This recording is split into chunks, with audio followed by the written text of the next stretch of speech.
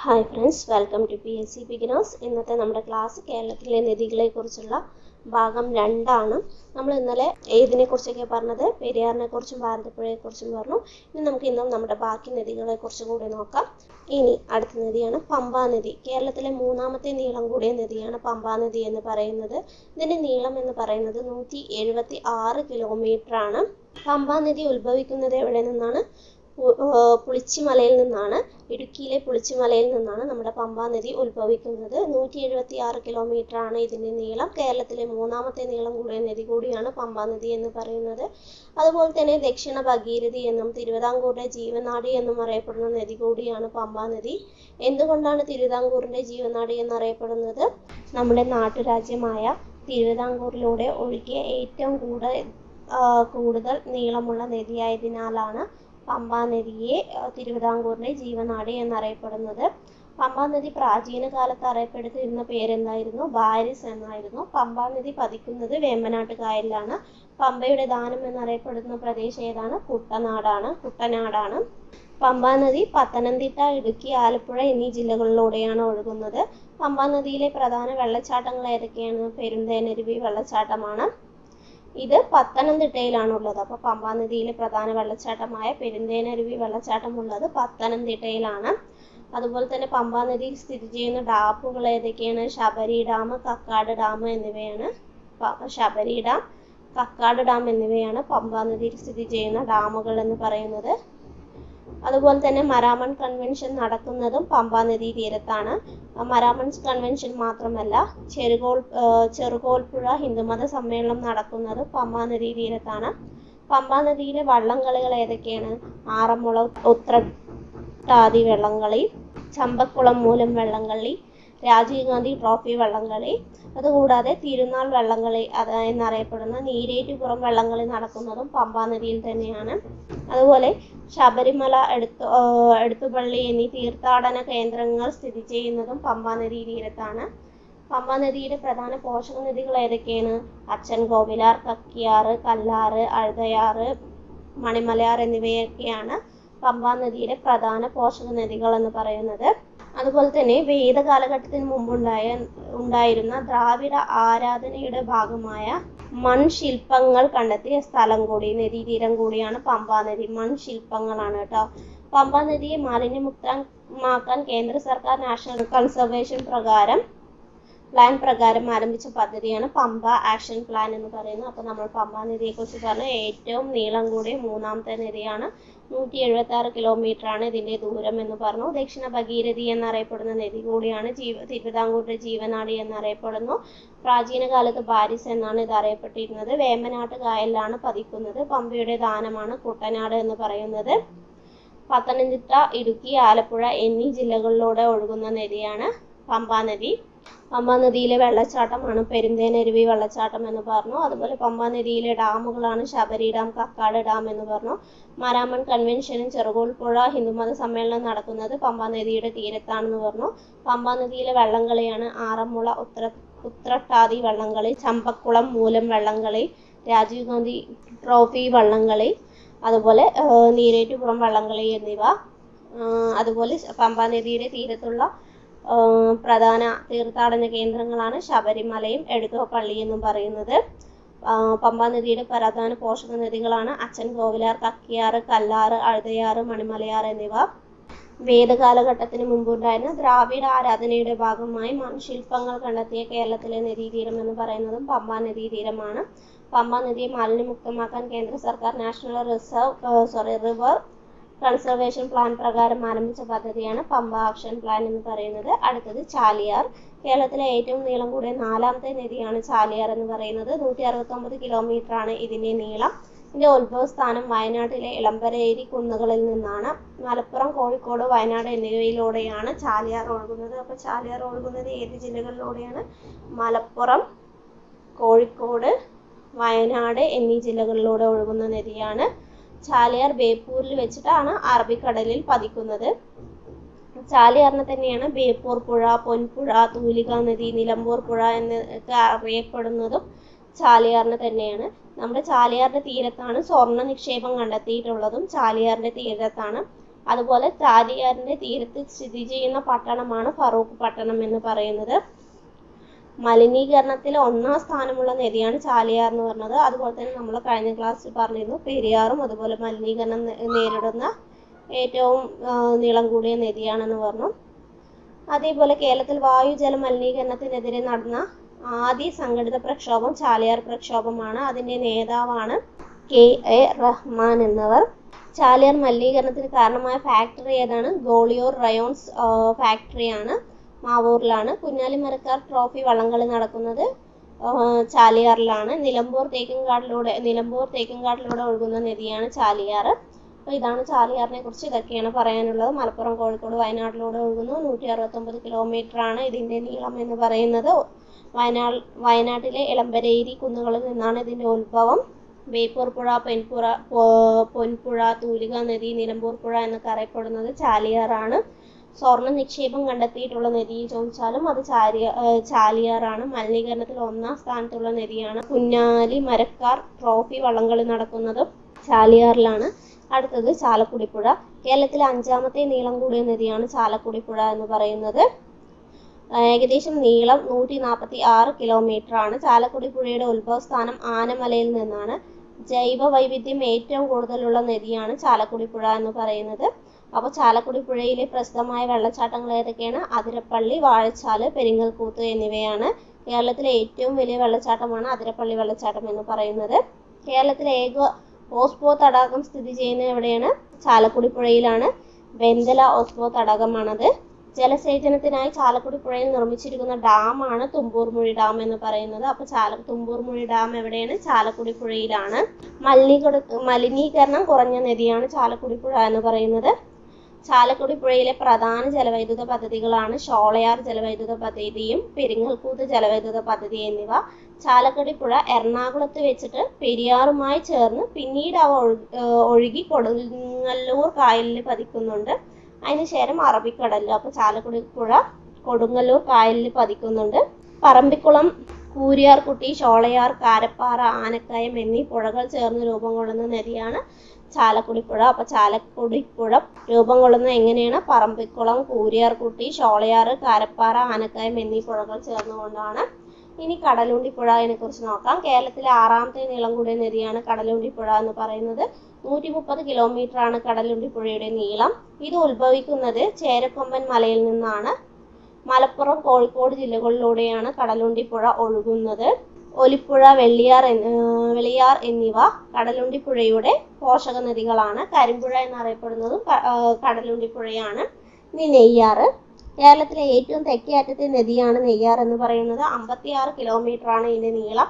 നെയ്യാറിന്റെ ഉത്ഭവസ്ഥാനം പശ്ചിമഘട്ടത്തിലെ അഗസ്ത്യമലയിൽ നിന്നാണ്. നെയ്യാർ അറബിക്കടലിലാണ് പതിക്കുന്നതും. തിരുവനന്തപുരം ജില്ലയിലൂടെ ഒഴുകുന്ന നദിയാണ് നെയ്യാർ എന്ന് പറയുന്നത്. നെയ്യാറിന്റെ പോഷക നദികൾ ഏതൊക്കെയാണ്? കല്ലാറ്, കരവലിയാറ്, മുല്ലയാറ് എന്നിവയാണ് നെയ്യാറിന്റെ പോഷക നദി. കല്ലാറ്, കരവലിയാറ്, മുല്ലയാറ് എന്നിവ. ശ്രീനാരായണ ഗുരു ശിവപ്രതിഷ്ഠ നടത്തിയ അരുവിപ്പുറം നെയ്യാർ നദിയുടെ തീരത്താണ് സ്ഥിതി ചെയ്യുന്നത്. മരക്കുന്നം ദ്വീപ് സ്ഥിതി ചെയ്യുന്നതും നെയ്യാർ നദിയിൽ തന്നെയാണ്. കട്ടാക്കട, അരുവിപ്പുറം, നെയ്യാറ്റിൻകര, നെയ്യാർ വന്യജീവി സങ്കേതം എന്നിവയെല്ലാം നെയ്യാറിന്റെ തീരത്താണ് സ്ഥിതി ചെയ്യുന്നത്.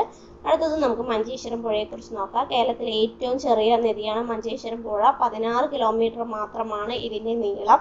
നമ്മൾ പറഞ്ഞു 15 കിലോമീറ്റർ കൂടുതലുള്ളവയാണ് നദിയായി നമ്മൾ പരിഗണിക്കുന്നത് എന്ന് നമ്മൾ പറഞ്ഞു. കേരളത്തിലെ ഏറ്റവും വടക്കേ അറ്റത്തെ നദിയാണ് മഞ്ചേശ്വരം പുഴ എന്ന് പറയുന്നത്. കേരളത്തിലെ ഏറ്റവും തെക്കേ അറ്റത്തെ നദിയാണ് നെയ്യാർ എന്ന് പറയുന്നത്. മഞ്ചേശ്വരം പുഴയുടെ ഉത്ഭവം എന്ന് പറയുന്നത് ബാലപ്പൂണികളിൽ നിന്നാണ്. കാസർഗോഡിലൂടെ ഒഴുകി ഉപ്പള കായലിലാണ് മഞ്ചേശ്വരം പുഴ പതിക്കുന്നത്. അടുത്തത് ചന്ദ്രഗിരി പുഴ. എന്തുകൊണ്ടാണ് ഇതിന് ചന്ദ്രഗിരി പുഴ എന്ന് പറയുന്നത്? യു ആകൃതിയിൽ കാണപ്പെടുന്ന പുഴയാണ് ചന്ദ്രഗിരി പുഴ എന്ന് പറയുന്നത്. മൗര്യ സാമ്രാജ്യ സ്ഥാപകനായ ചന്ദ്രഗുപ്ത മൗര്യന്റെ പേരിൽ അറിയപ്പെടുന്ന കേരളത്തിലെ നദിയാണ് ചന്ദ്രഗിരി പുഴ. കാസർഗോഡ് പട്ടണത്തിലൂടെ യു ആകൃതിയിൽ ഒഴുകുന്ന നദിയാണിത്. നമ്മൾ പറഞ്ഞു ഏറ്റവും കൂടുതൽ നദികൾ ഒഴുകുന്നത് ഏത് ജില്ലയിൽ കൂടെയാണ്? കാസർഗോഡിൽ കൂടെയാണ്. 12 നദികളാണ് കാസർഗോഡിലൂടെ ഒഴുകുന്നത്. കേരളത്തിലെ വടക്കേ അറ്റത്തെ ഏറ്റവും നീളം കൂടിയ നദിയും കാസർഗോഡ് ജില്ലയിലെ ഏറ്റവും വലിയ നദിയുമാണ് ചന്ദ്രഗിരി പുഴ എന്ന് പറയുന്നത്. ഇതന്നെയാണ് പെരുമ്പുഴ, പൈശ്ശിനി പുഴ എന്നറിയപ്പെടുന്നതും ചന്ദ്രഗിരി പുഴയാണ്. ഇനി അച്ചൻകോവിലാർ, കേരളത്തിലെ 7ാമത്തെ നീളം കൂടിയ നദിയാണ് അച്ചൻകോവിലാർ എന്ന് പറയുന്നത്. 128 കിലോമീറ്റർ ആണ് ഇതിന്റെ നീളം. കൊല്ലം, പത്തനംതിട്ട, ആലപ്പുഴ എന്നീ ജില്ലകളിലൂടെയാണ് അച്ചൻകോവിലാർ ഒഴുകുന്നത്. കോന്നി, പത്തനംതിട്ട, പന്തളം, മാവേലിക്കര എന്നീ സ്ഥലങ്ങൾ സ്ഥിതി ചെയ്യുന്നതും അച്ചൻകോവിലാറിന്റെ തീരത്താണ്. പമ്പയിലാണ് പതനസ്ഥാനം. കുമ്പാവുരുട്ടി വെള്ളച്ചാട്ടവും മണലാർ വെള്ളച്ചാട്ടവും സ്ഥിതി ചെയ്യുന്നതും അച്ചൻകോവിലാറിലാണ്. ഇനി അടുത്തത് മണിമലയാർ. 92 കിലോമീറ്റർ നീളമാണ് മണിമലയാറിനുള്ളത്. ഇതിന്റെ ഉത്ഭവം കൊക്കയാർ തട്ടമലയിൽ നിന്നാണ്. പതനമാണെങ്കിൽ വേമ്പനാട്ടിൽ നിന്നാണ്. അപ്പോൾ ഉത്ഭവം കൊട്ടയാർ തട്ടമലയിൽ നിന്നും കൊക്കയാർ തട്ടമലയിൽ നിന്നും പതനം വേമ്പനാട്ട് കായലിലുമാണ്. 92 കിലോമീറ്റർ ആണ് മണിമലയാറിന്റെ നീളം എന്ന് പറയുന്നത്. കോട്ടയം, പത്തനംതിട്ട, ആലപ്പുഴ എന്നീ ജില്ലകളിലൂടെ ഒഴുകുന്നു അത്. ഇതിന്റെ നദീതീരത്തുള്ള പ്രധാന സ്ഥലങ്ങളാണ് മുണ്ടക്കയം, മലമഴ, മണിമല, കാഞ്ഞിരപ്പള്ളി, മല്ലപ്പള്ളി, എടത്വ, ചമ്പക്കുളം എന്നിവയെല്ലാം മണിമലയാറിന്റെ തീരത്തുള്ള സ്ഥലങ്ങളാണ്. ഇനി അടുത്തത് കല്ലടയാർ. കരിമലയിൽ നിന്നാണ് കല്ലടയാറിന്റെ ഉത്ഭവം. 121 കിലോമീറ്റർ ആണ് ഇതിന്റെ നീളം എന്ന് പറയുന്നത്. കൊല്ലം ജില്ലയിലൂടെയാണ് ഇത് ഒഴുകുന്നത്. അതിനുശേഷം അത് അഷ്ടമുടി കായലിലാണ് പതിക്കുന്നത്. ഈ കല്ലടയാറിലാണ് കൊല്ലം ജില്ലയിലെ പ്രധാന ജലസേചന പദ്ധതിയായ കല്ലട പദ്ധതി സ്ഥിതി ചെയ്യുന്നത്. കല്ലടയാറിന്റെ പ്രധാന പോഷക നദികൾ ഏതൊക്കെയാണ്? കുളത്തൂപ്പുഴ, ചെന്തുരുണി, കൽത്തുരുണി എന്നിവയാണ് കല്ലടയാറിന്റെ പ്രധാന പോഷക നദികൾ എന്ന് പറയുന്നത്. പുനലൂർ തൂക്കുപാലം, തേന്മല ഡാം ഇവയെല്ലാം സ്ഥിതി ചെയ്യുന്നതും കല്ലടയാറിൽ തന്നെയാണ്. പുനലൂർ പേപ്പർ മില്ല് സ്ഥിതി ചെയ്യുന്നതും കല്ലടയാറിന്റെ തീരത്ത് തന്നെയാണ്. അതുപോലെ കല്ലടയാറിന്റെ തീരത്തുള്ള സ്ഥലങ്ങളാണ് കുളത്തൂപ്പുഴ, തേന്മല, ഒറ്റക്കൽ, പുനലൂര്, പത്തനാപുരം, വെസ്റ്റ് കല്ലട, മൺട്രോത്തുരുത്ത് എന്നിവയും. ഇനി അടുത്തത് കബനി നദി. നമുക്കറിയാം കബനി, ഭവാനി, പാമ്പാർ എന്നീ 3 നദികളാണ് കിഴക്കോട്ട് ഒഴുകുന്നത് എന്ന് നമ്മൾ പഠിച്ചിട്ടുണ്ടായിരുന്നു. വയനാട് ജില്ലയിൽ ഉത്ഭവിച്ച് കർണാടകത്തിലേക്ക് ഒഴുകുന്ന നദിയാണ് കബനി നദി എന്ന് പറയുന്നത്. വയനാട്ടിലെ തൊണ്ടാർമുടിയിൽ നിന്ന് ഉത്ഭവിക്കുന്നു. വയനാട്ടിലൂടെ ഒഴുകി അത് കർണാടകയിലേക്ക് ഒഴുകുന്നു. ആകെ നീളം 240 കിലോമീറ്റർ ഉണ്ടെങ്കിലും കേരളത്തിലൂടെ ഒഴുകുന്നത് 56.6 കിലോമീറ്റർ മാത്രമാണ്. പനമരം, മാനന്തവാടി നദികൾ ചേർന്നാണ് ഈ കബനി നദി രൂപം കൊണ്ടിരിക്കുന്നത്. നാഗർഹോൾ ദേശീയോദ്യാനം, അതായത് കർണാടകയിലെ നാഗർഹോൾ ദേശീയോദ്യാനം കബനി നദിയുടെ തീരത്താണ് സ്ഥിതി ചെയ്യുന്നത്. കബനി നദി പതിക്കുന്നത് കാവേരി നദിയിലാണ്. കേരളത്തിൽ കിഴക്കോട്ട് ഒഴുകുന്നതിൽ ഏറ്റവും നീളം കൂടിയ നദിയാണ് കബനി നദി എന്ന് പറയുന്നത്. കുറുവ ദ്വീപ് സ്ഥിതി ചെയ്യുന്നതും കബനി നദിയിലാണ്. നമ്മൾ പറഞ്ഞു കബനി നദി ഉള്ളത് വയനാട്ടിലാണെന്ന് പറഞ്ഞു. ബാണാസുര സാഗർ അണക്കെട്ട് സ്ഥിതി ചെയ്യുന്നു കബനി നദിയിലാണ്. അപ്പോൾ ഇതിൽ നിന്ന് കുറുവ ദ്വീപ്, ബാണാസുര സാഗർ അണക്കെട്ട് എന്നിവ വയനാട്ടിലാണ് എന്ന് നമുക്ക് മനസ്സിലാക്കാം. പ്രാചീന കാലത്ത് കപില എന്നറിയപ്പെട്ടിരുന്ന നദി ഏതാണ് എന്ന് ചോദിച്ചാലും അത് കബനി നദിയാണ്. അടുത്തത് ഭവാനി. ഭവാനി നദിയുടെ ഉത്ഭവസ്ഥാനം നീലഗിരി കുന്നുകളിൽ നിന്നാണ്. പാലക്കാട് ജില്ലയിലൂടെയാണ് ഭവാനി നദി ഒഴുകുന്നത്. ആകെ 217 കിലോമീറ്റർ നീളമുണ്ടെങ്കിൽ കൂടി 37.5 കിലോമീറ്റർ 38 കിലോമീറ്ററോളം മാത്രമാണ് കേരളത്തിലൂടെ ഒഴുകുന്നത്. ഭവാനിപ്പുഴ തമിഴ്നാട്ടിലെ കാവേരി നദിയിൽ പതിക്കുന്ന നദിയാണ്. അതുപോലെ തന്നെ ഭവാനിപ്പുഴയിൽ ചേർന്ന പ്രധാന നദികൾ ഏതൊക്കെയാണെന്ന് ചോദിച്ചാൽ ശിരുവാണി, വരക്കാർ എന്നിവയാണ്. അട്ടപ്പാടിയിലൂടെ ഒഴുകുന്ന നദിയാണ് ശിരുവാണിപ്പുഴ എന്ന് പറയുന്നത്. കോയമ്പത്തൂർ പട്ടണത്തിലേക്ക് ജലവിതരണം നടത്താനായി അണക്കെട്ട് നിർമ്മിച്ചിരിക്കുന്നത് ഈ ശിരുവാണിപ്പുഴയിലാണ്. ഭവാനിപ്പുഴ തമിഴ്നാട്ടിലേക്ക് പ്രവേശിക്കുന്ന സ്ഥലത്തെയാണ് കൽക്കണ്ടയൂർ എന്ന് പറയുന്നത്. ഇതേ ഭവാനിപ്പുഴയിൽ തമിഴ്നാട്ടിൽ സ്ഥിതി ചെയ്യുന്ന അണക്കെട്ടുകളാണ് ഭവാനി സാഗർ അണക്കെട്ടും കൊടിവേരി അണക്കെട്ട് എന്നിവ. അടുത്തത് പാമ്പാർ. കേരളത്തിലെ കിഴക്കോട്ട് ഒഴുകുന്ന നദികളിൽ ഏറ്റവും ചെറിയ നദിയാണ് പാമ്പാർ എന്ന് പറയുന്നത്. ആകെ നീളം 31 കിലോമീറ്റർ ആണെങ്കിലും 25 കിലോമീറ്റർ മാത്രമാണ് നമ്മുടെ കേരളത്തിലൂടെ ഒഴുകുന്നത്. ഇടുക്കി ജില്ലയിലൂടെ ഒഴുകി ഇത് തമിഴ്നാട്ടിലെ കാവേരി നദിയിലാണ് പതിക്കുന്നത്. തലയാർ എന്ന അപരനാമത്തിൽ അറിയപ്പെടുന്നതും പാമ്പാറാണ്. ഇരവിക്കുളം, മയിലാടി, തീർത്ഥമല, ചെങ്കല്ലാറ്, തേനാറ് എന്നിവ പാമ്പാറിന്റെ പ്രധാന പോഷക നദികളാണ്. പാമ്പാറും തേനാറും തമിഴ്നാട്ടിൽ വെച്ച് സംഗമിച്ച അമരാവതി നദി ഉണ്ടാവുന്നു. ഈ അമരാവതി നദി തന്നെയാണ് കാവേരിയുടെ പ്രധാന പോഷക നദിയും. പാമ്പാറിലെ പ്രധാന വെള്ളച്ചാട്ടങ്ങൾ ഏതൊക്കെയാണെന്ന് ചോദിച്ചാൽ തൂവാനം വെള്ളച്ചാട്ടവും കുംഭകാരി വെള്ളച്ചാട്ടവുമാണ്. ചിന്നാർ വന്യജീവി സങ്കേതവും മറയൂർ ചന്ദനക്കാടുകൾ എന്നിവയിലൂടെ ഒഴുകുന്ന നദിയും പാമ്പാറാണ്. അപ്പോൾ ഇതാണ് നമ്മുടെ പ്രധാന നദികൾ. ഇനി നമുക്ക് മറ്റു നദികളെ കുറിച്ച് കൂടി നോക്കാം. കണ്ണൂർ ജില്ലയിലെ ഏറ്റവും വീതിയേറിയ പുഴ ഏതാണെന്ന് ചോദിച്ചാൽ വളപട്ടണം പുഴയാണ്. പഴശ്ശി അണക്കെട്ട് സ്ഥിതി ചെയ്യുന്നതും ഈ പുഴയിലാണ്. വളപട്ടണം പുഴയിൽ സ്ഥിതി ചെയ്യുന്ന ദ്വീപാണ് പാമ്പുരുത്തി എന്ന് പറയുന്നത്. തെക്കൻ കേരളത്തിലെ ഏറ്റവും ചെറിയ നദിയാണ് അരിയൂർ പുഴ. ഇന്ത്യയിലെ ഇംഗ്ലീഷ് ചാനൽ എന്നറിയപ്പെടുന്ന പുഴയാണ് മയ്യഴിപ്പുഴ എന്ന് പറയുന്നത്. ഈ മയ്യഴിപ്പുഴയെ തന്നെയാണ് മാഹിപ്പുഴ എന്നും അറിയപ്പെടുന്നത്. കേരളത്തിലെ മഞ്ഞ നദി എന്നറിയപ്പെടുന്ന ഏതാണ്? കോഴിക്കോടിലൂടെ ഒഴുകുന്ന കുറ്റ്യാടിപ്പുഴയാണ്. ഈ കുറ്റ്യാടിപ്പുഴയുടെ പോഷക നദിയാണ് വണ്ണാത്തിപ്പുഴ എന്ന് പറയുന്നത്. തുഷാരഗിരി വെള്ളച്ചാട്ടം സ്ഥിതി ചെയ്യുന്ന നദിയാണ് ചാലിപ്പുഴ എന്ന് പറയുന്നത്. വില്യം ലോഗന്റെ മലബാർ മാനുവലിൽ പ്രതിപാദിച്ചിരിക്കുന്ന നദിയാണ് കോരപ്പുഴ.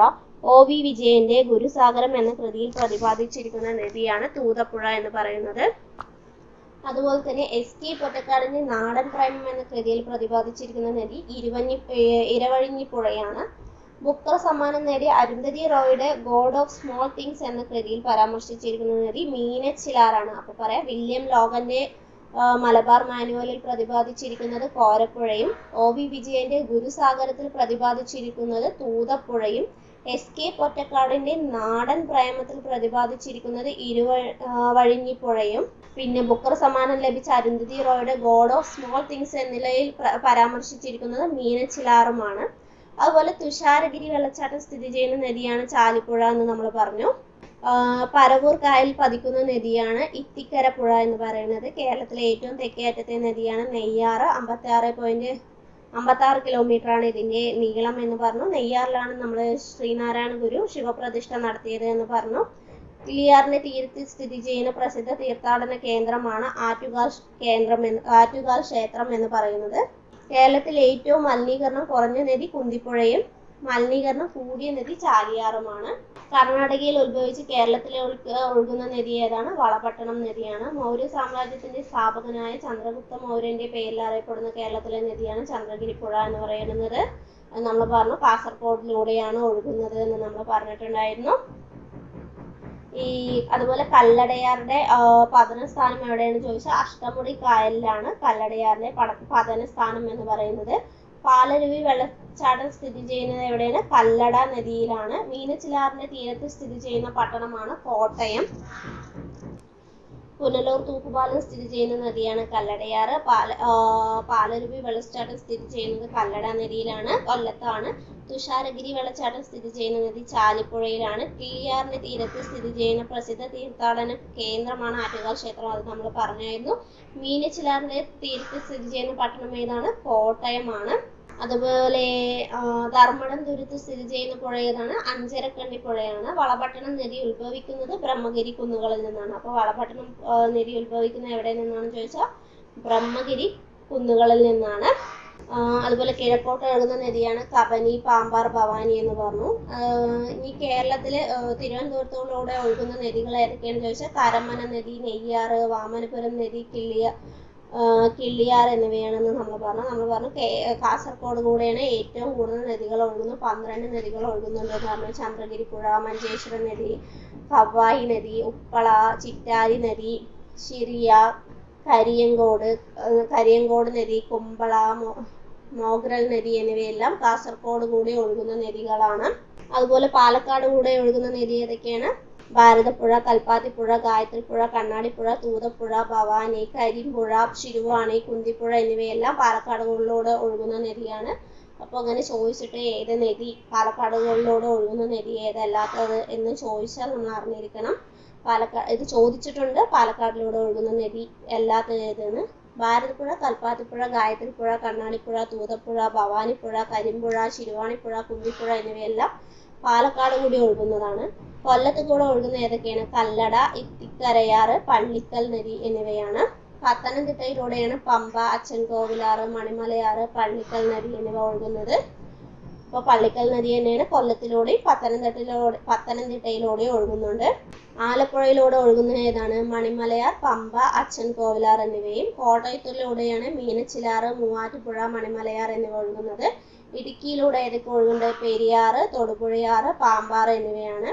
എറണാകുളത്തൂടെയാണ് പെരിയാറ്, മൂവാറ്റുപുഴ, ചാലക്കുടി പുഴ, കോതമംഗലം, തൊടുപുഴയാർ എന്നിവ ഒഴുകുന്നത്. തൃശ്ശൂരിലാണ് ചാലക്കുടി പുഴയും ഭാരതപ്പുഴയും, കീച്ചേരി, മണലി നദി, ചിമ്മിനി നദി എന്നിവ ഒഴുകുന്നത്. നമ്മൾ പറഞ്ഞു ഭാരതപ്പുഴ തൃശ്ശൂർ, പാലക്കാട്, മലപ്പുറം എന്നീ ജില്ലകളിലൂടെയാണ് ഒഴുകുന്നത് എന്ന് പറഞ്ഞു.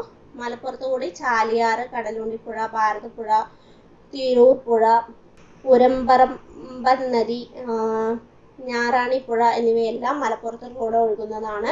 വയനാട്ടിലാണ് കബനി നദി, പനമരം നദി, മാനന്തവാടി നദി. വയനാട്ടിലൂടെ മാത്രമാണ് കബനി നദി ഒഴുകുന്നുള്ളൂ നമ്മൾ പറഞ്ഞു. കിഴക്കോട്ട് ഒഴുകുന്ന നദിയാണെന്ന് പറഞ്ഞു.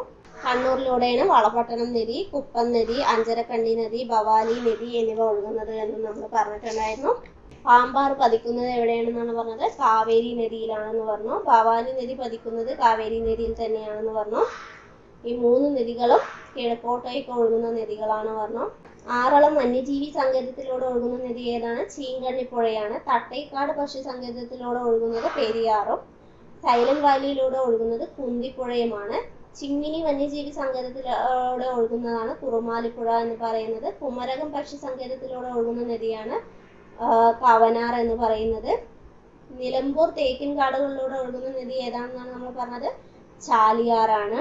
ഇരവിക്കുളം, മറയൂർ, ചിന്നാറ് വന്യജീവി സങ്കേതങ്ങളിലൂടെയൊക്കെ ഒഴുകുന്നുള്ളത് പാമ്പാറാണ്. അതുപോലെ കേരളത്തിലെ ജീവരേഖ എന്നറിയപ്പെടുന്ന നദിയാണ് പെരിയാർ എന്ന് പറഞ്ഞു. കേരളത്തിലെ നെയ്യിലാണ് ഭാരതപ്പുഴ. പൊന്നാനിപ്പുഴ എന്നറിയപ്പെടുന്നതും ഭാരതപ്പുഴയാണ്. ശോകനാശിനി പുഴ എന്നറിയപ്പെടുന്നതും ഭാരതപ്പുഴയെ തന്നെയാണ്. അത് ചിറ്റൂരിലാണ് അത് അങ്ങനെ അറിയപ്പെടുന്നത് എന്ന് പറഞ്ഞു. അതുപോലെ നീല, പ്രാചീന കാലത്ത് പേരാർ എന്നറിയപ്പെട്ടിരുന്നതെല്ലാം ഭാരതപ്പുഴയാണ്. പ്രാചീന കാലത്ത് ബാരിസ് എന്നറിയപ്പെട്ടിരുന്നത് പമ്പയാണ്. ദക്ഷിണ ഭഗീരഥി, ബാരിസ് എന്നെല്ലാം അറിയപ്പെടുന്നത് പമ്പാ നദിയാണ്. കേരളത്തിലെ മഞ്ഞ നദി ഏതാണെന്ന് ചോദിച്ചാൽ കുറ്റ്യാടിപ്പുഴയാണ്. മൂരാട്ടുപുഴ എന്നും അറിയപ്പെടുന്നുണ്ട്. പയസ്വിനി പുഴ ഏതാണ്? ചന്ദ്രഗിരി പുഴയാണ്. തലയാർ, പാമ്പാർ. അതുപോലെ കേരളത്തിലെ പ്രധാന നദീതീരങ്ങൾ ഏതൊക്കെയാണ്? കേരളത്തിലെ പ്രധാനപ്പെട്ട നദീതീരങ്ങൾ ഏതൊക്കെയാണെന്ന് ചോദിച്ചാൽ നമ്മൾ പറഞ്ഞു ഈ ചാലിയാറിന്റെ തീരത്താണ് ഫറോക്ക്, ബേപ്പൂർ, നിലമ്പൂർ, മാവൂർ, എടവണ്ണ, അരീക്കോട് എന്നിവ. ഭാരതപ്പുഴയുടെ തീരത്ത് ഏതൊക്കെയാണ്? തിരുനാവായ, പൊന്നാനി, ചെറുതുരുത്തി, പട്ടാമ്പി അതൊക്കെ ഭാരതപ്പുഴയുടെ തീരത്താണ്. നെയ്യാറിന്റെ തീരത്താണ് അരുവിപ്പുറം പട്ടണം സ്ഥിതി ചെയ്യുന്നത്. കല്ലടയാറിന്റെ തീരത്താണ് പുനലൂർ പട്ടണം. പമ്പയുടെ തീരത്ത് ഏതാണ്? കുട്ടനാട്, റാന്നി, കോഴഞ്ചേരി, തിരുവല്ല, ചെങ്ങന്നൂർ, അമ്പലപ്പുഴ എന്നിവയെല്ലാം പമ്പയുടെ തീരത്ത് സ്ഥിതി ചെയ്യുന്നവയാണ്. കേരളത്തിൽ നിന്ന് ഉത്ഭവിച്ച് കർണാടകത്തിലേക്ക് ഒഴുകുന്ന നദി കബനിയും. കർണാടകത്തിൽ നിന്ന് ഉത്ഭവിച്ച് കേരളത്തിലോട്ട് ഒഴുകുന്ന നദി വളപട്ടണം നദിയാണ്. അപ്പൊ കേരളത്തിൽ നിന്ന് ഉത്ഭവിച്ച് കർണാടകത്തിലേക്ക് ഒഴുകുന്നത് കബനിയും, കർണാടകത്തിൽ നിന്ന് ഉത്ഭവിച്ച് കേരളത്തിലോട്ട് ഒഴുകുന്നത് വളപട്ടണമാണ്. ബാക്കി 2 നദികൾ ഒഴുകുന്നത് തമിഴ്നാട്ടിലോട്ടാണ്. അതുപോലെ ശബരിമല, എടത്വപ്പള്ളി എന്നീ തീർത്ഥാടന കേന്ദ്രങ്ങൾ എവിടെയുള്ളത്? പമ്പാ നദിയുടെ തീരത്താണുള്ളത്. കേരളത്തിലെ ഏറ്റവും വലിയ നദിയാണ് പെരിയാർ. ഏറ്റവും ചെറിയ നദിയാണ് മഞ്ചേശ്വരം പുഴ. കിഴക്കോട്ട് ഒഴുകുന്ന കേരളത്തിലെ ഏറ്റവും വലിയ നദി കബനിയും ചെറിയ നദി പാമ്പാറുമാണ്. കടലിൽ പതിക്കുന്ന ഏറ്റവും ചെറിയ നദി രാമപുരം നദിയാണ്. കേരളത്തിലെ വടക്കേ അറ്റത്തെ നദി മഞ്ചേശ്വരം പുഴയും കേരളത്തിലെ തെക്കേ അറ്റത്തെ നദി നെയ്യാറുമാണ്. ദക്ഷിണ കേരളത്തിലെ ഏറ്റവും ചെറിയ നദി അരിയൂർ പുഴയാണ്. 17 കിലോമീറ്ററാണ് അതിന്റെ നീളം എന്ന് പറയുന്നത്. കേരളത്തിലെ ഏറ്റവും ചെറിയ രണ്ടാമത്തെ നദിയും അരിയൂർ പുഴയാണ്. നമ്മൾ പറഞ്ഞു മഞ്ചേശ്വരം പുഴ 16 കിലോമീറ്റർ മാത്രമാണ് നീളമുള്ളത് എന്ന് നമ്മൾ പറഞ്ഞിട്ടുണ്ടായിരുന്നു. ഓക്കെ, ഇതാണ് നമ്മുടെ ഇന്നത്തെ ക്ലാസ്സുകൾ. നമ്മൾ കേരളത്തിലെ പ്രധാനപ്പെട്ട നദികളെ കുറിച്ച് പറഞ്ഞു. ഏകദേശം നമ്മുടെ കേരളത്തിൽ എത്ര നദിയുണ്ടെന്നാണ് നമ്മൾ പറഞ്ഞിട്ടുണ്ടായിരുന്നത്? 44 നദികളാണ് ഉള്ളത് എന്ന് നമ്മൾ പറഞ്ഞു. 44 നദികളിൽ 41 നദികൾ പടിഞ്ഞാറോട്ടും 3 കിഴക്കോട്ടും ഒഴുകുന്നവയാണെന്ന് നമ്മൾ പറഞ്ഞു. ആ നദികളെ കുറിച്ചുള്ള പ്രധാനപ്പെട്ട പെരിയാറിനെ കുറിച്ചും ഭാരതപ്പുഴയെ കുറിച്ചും പമ്പയെ കുറിച്ചും പമ്പാ നദിയെ കുറിച്ചും പ്രധാന കാര്യങ്ങളെല്ലാം ഞാൻ ആ ക്ലാസ്സിൽ ഉൾപ്പെടുത്തിയിട്ടുണ്ടായിരുന്നു. അതുപോലെ ബാക്കിയുള്ള നദികളെയും അവരുടെ നദീതീര പട്ടണങ്ങളെ കുറിച്ചിട്ടും അതിലുള്ള ഡാമുകളെ കുറിച്ചിട്ടും എല്ലാം പറഞ്ഞു. ഇനി നമ്മുടെ കേരള ഭൂമിശാസ്ത്രത്തിൽ തന്നെ നമുക്ക് കായലുകൾ, പിന്നെ നമ്മുടെ ഡാമുകളെ കുറിച്ചായാലും കായലുകളെ കുറിച്ചും വെള്ളച്ചാട്ടങ്ങളെ കുറിച്ചും എല്ലാം പറയാനുണ്ട്. ഓക്കെ, അതുമായി അടുത്തൊരു ക്ലാസ്സിൽ വരുന്നവരെ ഓക്കെ ബൈ. ഇഷ്ടപ്പെട്ടാൽ ലൈക്ക് ചെയ്യുക, സബ്സ്ക്രൈബ് ചെയ്യുക. വീണ്ടും ഒരു ക്ലാസ്സുമായി വരുന്നത് വരെ ബൈ ഫ്രണ്ട്സ്.